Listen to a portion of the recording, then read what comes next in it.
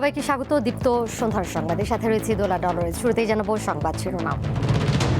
গ্রেপ্তার সাবেক আইজিপি বেনজির আহমেদকে দ্রুত দেশে আনা হবে, সংসদে বললেন স্বরাষ্ট্রমন্ত্রী।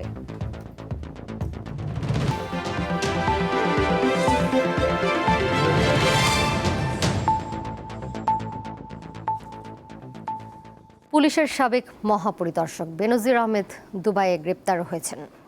দুর্নীতি দমন কমিশনের মামলায় ইন্টারপোলের সহযোগিতায় তাকে গ্রেপ্তার করেছে দুবাই পুলিশ। রবিবার জাতীয় সংসদ অধিবেশনে স্বরাষ্ট্রমন্ত্রী সালাউদ্দিন আহমদ এ তথ্য জানান। স্বরাষ্ট্রমন্ত্রী সংসদকে জানান 12 জুন পাঠানো একটি চিঠির মাধ্যমে বাংলাদেশ সরকারকে এই বিষয়ে অবহিত করা হয়। তিনি বলেন, ইন্টারপোলের মাধ্যমে গ্রেপ্তারের জন্য গত বছরের ফেব্রুয়ারিতে পরোয়ানা জারির আদেশ দেন ঢাকার একটি আদালত। দুদকের আবেদনের পরিপ্রেক্ষিতে ওই আদেশ দেওয়া হয়। পরে আরব আমিরাতের পুলিশ তাকে গ্রেপ্তার করে এবং তিনি সেখানেই আটক আছেন। আইন অনুযায়ী গ্রেপ্তারের 30 দিনের মধ্যে কূটনৈতিক চ্যানেলের মাধ্যমে আনুষ্ঠানিক প্রত্যর্পণের চিঠি পাঠাতে হবে।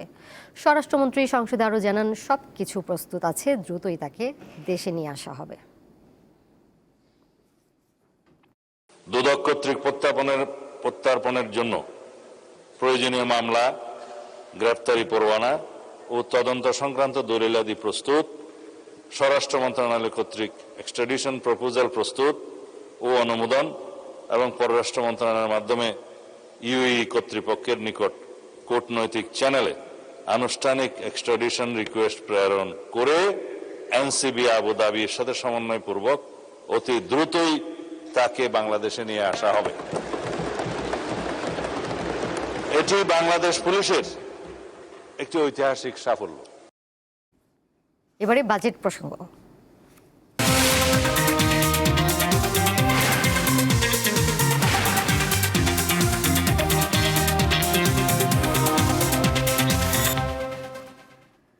প্রতি বছরের মতো এবারও জাতীয় বাজেটে কৃষকদের জন্য রাখা হয়েছে বিশেষ নজর। উৎপাদন খরচ কমিয়ে কৃষকের মুখে হাসি ফোটাতে এবারের বাজেটে কৃষিখাতে মোট 46,821 কোটি টাকা বরাদ্দের প্রস্তাব। শুধু সার, বীজ ও কীটনাশকের ভর্তুকি নয়, কৃষিকে আধুনিক ও যান্ত্রিকীকরণের লক্ষ্যে রাখা হয়েছে বড় অঙ্কের শুল্ক ছাড়। দেশের অর্থনীতির বড় একটি অংশ আসে কৃষি থেকে। বরাবরের মতোই এবারও বাজেটে সবচেয়ে বড় স্বস্তির জায়গা সার, বীজ ও কীটনাশকের ভর্তুকি। শুধু ঐতিহ্যগত চাষাবাদই নয়, কৃষিকে আধুনিক ও যান্ত্রিকীকরণের জন্য বাজেটে রাখা হয়েছে বড় অঙ্কের শুল্ক ছাড়। ফলে ভর্তুকি মূল্যে কম্বাইন হারভেস্টার কিংবা পাওয়ার টিলারের মতো আধুনিক যন্ত্রপাতি এখন প্রান্তিক কৃষকের হাতের নাগালে পৌঁছানোর সুযোগ তৈরি হয়েছে। কৃষিকে যান্ত্রিকীকরণ কর্মসূচি জোরদার করা হচ্ছে। এবারের বাজেটে কৃষি খাতে মোট বরাদ্দ প্রস্তাব করা হয়েছে 46,821 কোটি টাকা, যা গত বছর ছিল 45,789 কোটি টাকা। ফলে বরাদ্দ বাড়লেও ভর্তুকি ও প্রণোদনার পরিমাণ গত বছরের তুলনায় বেড়েছে মাত্র 1%। এ নিয়েই মিশ্র প্রতিক্রিয়া দেখা গেছে খোদ কৃষকদের মাঝে। কৃষকের এখন কিন্তু পাওয়ার টিলার দরকার, চাষাবাদের জন্য খুব জটিলতা হইতেছে। এরপরে হারভেস্টার আছে, এটা যদি একটা এলাকায় একটা হয় তাহলে তো অনেক হয়, যথেষ্ট হয়, এটাও প্রয়োজন। কৃষি খাতে যে সরকার যে বাজেট গুলা দিতেছে, আমি মনে করি যে এই বাজেট গুলা আরো বাড়ায় দেওয়া উচিত। কারণ কৃষি খাত যতক্ষণ মধ্যে না আগাইবো ততক্ষণ পর্যন্ত আসলে দেশ আগাইতো না। বাজেটের যে বাজেটটা দিছে এটা তো সুফল এখনো পাইনি, আমরা ওইটা জানিয়ে নেই। আমরা শুনতেছি এই যেমন পেট্রোলের দাম বাড়াই দিয়েছে, আমাদের তো ফসলের দাম বাড়াইতেছে না। কৃষি অর্থনীতিবিদদের মতে বৈশ্বিক বাজার ও মূল্যস্ফীতির তুলনায় এবার ভর্তুকির পরিমাণ খুব বেশি বৃদ্ধি না পাওয়ায় তা সরাসরি প্রভাব ফেলতে পারে মাঠ পর্যায়ের উৎপাদন খরচে। আমরা যদি খাদ্য মূল্যস্ফীতি হ্রাস করতে চাই এবং আমরা যদি বিদেশের উপর যে নির্ভরতা খাদ্য আমদানির জন্য সেটা যদি হ্রাস করতে চাই, তাহলে উৎপাদন বাড়াতে হবে এবং অভ্যন্তরীণ উৎপাদন বাড়ানোর জন্য অবশ্যই আমাদের কৃষি বাজেট বাড়ানো দরকার। কৃষিতে যে ভর্তুকি দেওয়া হয় সেটা বাড়ানো দরকার। আগামী অর্থবছরে কৃষি খাতে যে পরিমাণে আধুনিকায়ন করার সুযোগ রয়েছে তা নিঃসন্দেহে ইতিবাচক। তবে মনে রাখতে হবে, এই খাতের কোনো কিছু যেন মধ্যস্বত্বভোগীর পকেটে না গিয়ে সরাসরি কৃষকের হাতে পৌঁছায়, তবেই হবে এই বাজেট কৃষি বান্ধব। আলোয়ান খান, দীপ্ত সংবাদ, ঢাকা। যাচ্ছি পরের প্রসঙ্গে। কুড়িগ্রাম ও চুয়াডাঙ্গা সীমান্তে আজও পুশিনের চেষ্টা করেছে বিএসএফ, তবে বিজিবি ও স্থানীয়দের বাধার মুখে সেই চেষ্টা সফল হয়নি। ভোরে কুড়িগ্রামের রৌমারী উপজেলার শৈলমারী ইউনিয়নের সীমান্ত দিয়ে 2 শিশু সহ 9 জনকে পুশিনের চেষ্টা করে বিএসএফ। বিজিবি ও স্থানীয়দের প্রতিরোধে সীমান্তের শূন্য রেখায় অবস্থান করছেন তারা। অন্যদিকে ভোর প্রায় 5টার দিকে চুয়াডাঙ্গার দামুড়হুদার দর্শনা সীমান্ত দিয়ে 11 জনকে পুশিনের চেষ্টা করে বিএসএফ, সেই চেষ্টাও ব্যর্থ হয়েছে। এদিকে শনিবার রাত 10:30টার দিকে মৌলভীবাজারের বড় লেখা সীমান্তে বিজিবির গুলিতে এক ভারতীয় চোরাকারবারি আহত হয়েছে। বিজিবি প্রেস বিজ্ঞপ্তিতে জানায়, নিয়মিত টহল কার্যক্রম পরিচালনার সময় বিজিবির সদস্যরা 2 জন সন্দেহভাজনকে চ্যালেঞ্জ করলে তারা ধারালো অস্ত্র নিয়ে টহল দলের ওপর আক্রমণের চেষ্টা করে। বিজিবির সদস্যরা আত্মরক্ষা ও পরিস্থিতি নিয়ন্ত্রণের জন্য গুলি চালালে এক চোরাকারবারি আহত হয়। পরে আহত ব্যক্তি সহ অন্য চোরাকারবারি ভারতে পালিয়ে যায়।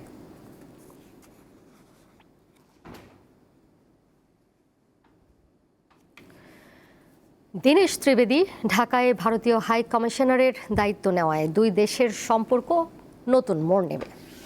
তবে এক্ষেত্রে ভারতকে বাস্তবতার নিরিখে এগিয়ে আসতে হবে, এমনটাই মনে করেন গবেষক ও রাজনৈতিক বিশ্লেষক আলতাফ পারভেজ। বাংলাদেশ স্বাধীন হবার পর এবারই প্রথম পেশাদার কোনো কূটনীতিকের বাইরে একজন রাজনীতিবিদকে ঢাকায় হাই কমিশনারের দায়িত্ব দিয়ে পাঠিয়েছে ভারত।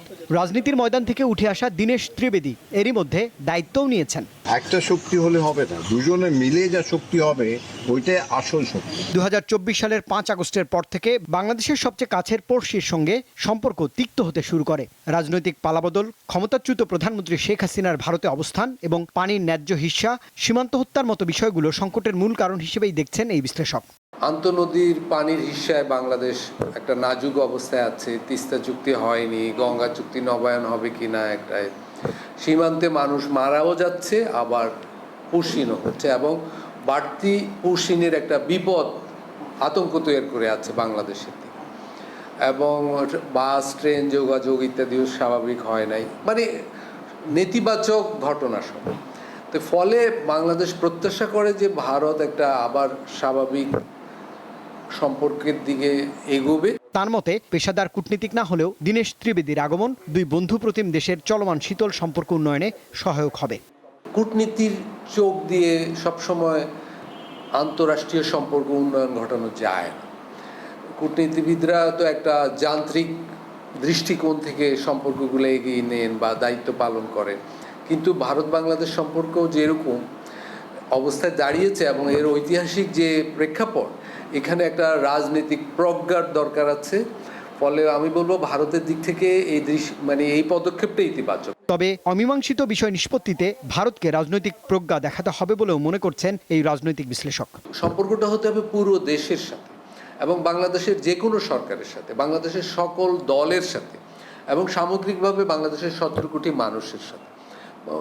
ভারতের সরকার বা ভারতের কোনো একটি দল যারা ক্ষমতায় আছে, তারা যদি এখানকার শুধু একটা দলের সাথে সম্পর্কে পুরো বাজি ধরে থাকে, তাহলে বাংলাদেশ ভারত সম্পর্ক ইতিবাচক দিকে এগিয়ে নেওয়া তো কঠিন।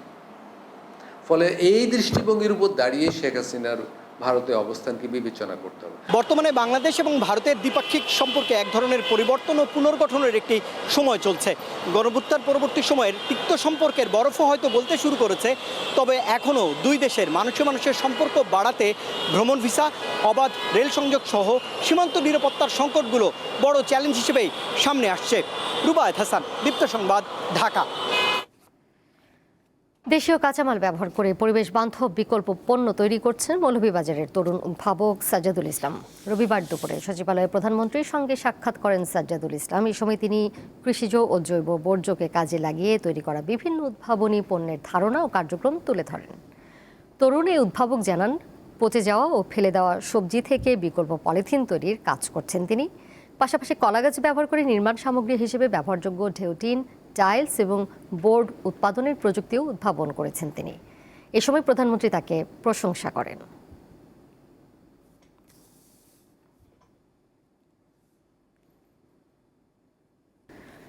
দৈনন্দিন কেনাকাটা সহজ ও দ্রুত করতে খুচরা বাজারে নতুন উদ্যোগ নিয়ে এসেছে মেঘনা গ্রুপ অফ ইন্ডাস্ট্রিজ MGI। প্রতিষ্ঠানটি একযোগে ঢাকার মেট্রো রেল, MRT লাইন 6-এর 9টি স্টেশন এবং গুলশানে ফ্রেশ সুপারমার্ট চালু করেছে। মেঘনা গ্রুপের চেয়ারম্যান মোস্তফা কামাল নতুন আউটলেটগুলোর উদ্বোধন করেন। ব্যস্ত নগর জীবনে স্টেশন ভিত্তিক ছোট পরিসরের সুপার শপে নিত্য প্রয়োজনীয় পণ্য, স্বাস্থ্য সামগ্রী, কসমেটিক্স ও ওষুধ পাওয়া যাবে।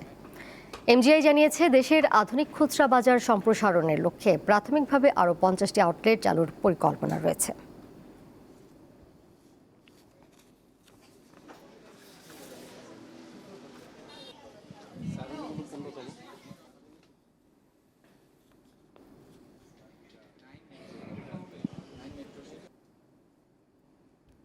বেভারেজ ব্র্যান্ড মোজো আবারও ভোক্তাদের জন্য নিয়ে এলো চমকপ্রদ ক্যাম্পেইন মোজো বিরাট কারবার। ভোক্তাদের ভালোবাসা ও আস্থার প্রতিদান দিতে এবার আয়োজন করা হয়েছে মোজো বিরাট কারবার। মোজো বা ক্লেমনের 1 লিটার কিংবা 2 লিটার বোতল কিনে বোতলের লেবেলে থাকা কিউআর কোড স্ক্যান করলে ভোক্তারা মাইক্রোসাইটে প্রবেশ করতে পারবেন। সেখানে নাম, মোবাইল নাম্বার, ঠিকানা প্রদান করে বোতলের ক্যাপের নিচে থাকা ইউনিক কোড সাবমিট করলেই মিলবে আকর্ষণীয় পুরস্কার জয়ের সুযোগ।